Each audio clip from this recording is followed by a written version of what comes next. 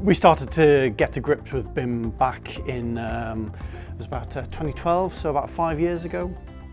At that time, it was really about a change in technology from AutoCAD to Revit. That was the key thing for us. Really, we've been sort of developing processes and techniques in the office to deliver BIM, which is not just about different ways of drawing, but about different ways of handling information, organising the way that we work. So, you know, it's, for example, the way that we store information on servers, the way that we share information around with other consultants.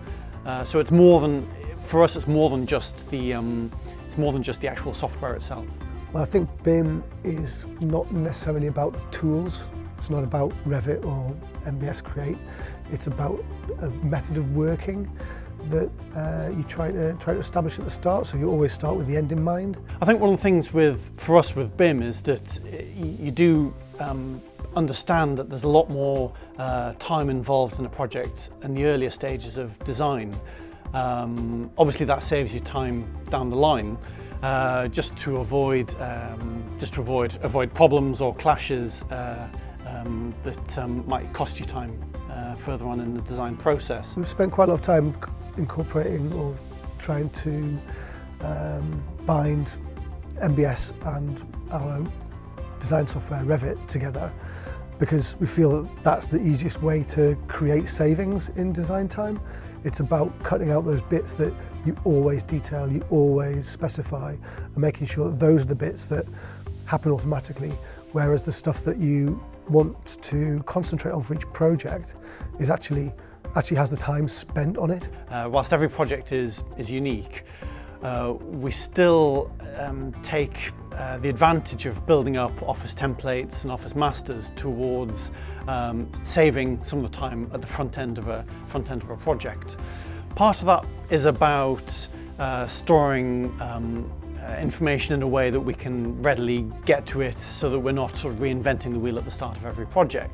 Having to model and use 3D elements correctly saves a huge amount of time, and understanding that that as well as 3D elements, if you model 2D elements as well, that can also save you a huge amount of time, especially when you come down to detailing a project, because you're not having to, you can link 2D objects work as a 3D object as well, so you can link that data, link those specifications in. So even when you're detailing a job, you can really go to town and make sure that everything is as it should be. Clients are really asking for lots of different things. Some clients are asking for BIM level 2. That really came about, I suppose 2016 was a big year for BIM level 2. We had a couple of clients asking for that. We were able to deliver that. There are a lot of consultants that we're working with who are beginning to get a lot more experience in collaborating with BIM. We've got quite a few M&E engineers, structural engineers, interior designers that we're working with frequently, who are able to work collaboratively together, you know, to make sure we're realising the real potential of BIM. Bigger contractors are really getting to grips with BIM, and we're really excited about that. At the smaller scale, you know, projects of a couple of million and below, we're really not getting a real engagement yet with BIM on construction sites, but they can understand the process. Certainly with some projects we've been exporting federated models in IFC format to contractors and really letting them have a play with it. They've been using it for programming and so on. So yeah, so there's a real potential there, but we've got a little way to go yet.